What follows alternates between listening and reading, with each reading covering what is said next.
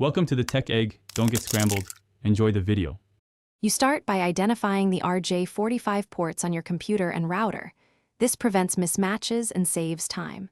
Once you have a Cat5e or Cat6 cable, inspect the connectors for broken clips, replace if damaged. Plug one end into your device and the other into a free LAN port on the router. You do not need to power cycle yet unless ports are questionable. If moving hardware, shut down first to avoid electrical shorts. Once the cable is clicked in, make sure the link LEDs light up. This confirms an electrical connection. You then open your network settings. Choose DHCP for most home setups or enter a static IP if required by your network. If the adapter still shows no connection, disable and re-enable the NIC or run the OS Network Troubleshooter to renew the lease and troubleshoot speed/duplex mismatches. Make adjustments to speed/duplex only if you understand the network implications. You finish by testing connectivity.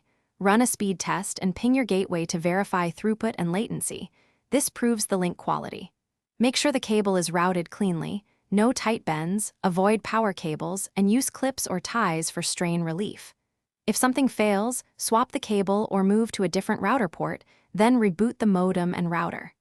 That single troubleshooting step resolves most issues. If not, check adapter drivers or call your ISP for line diagnostics. Thanks for watching. Consider subscribing if I helped unscramble your problems.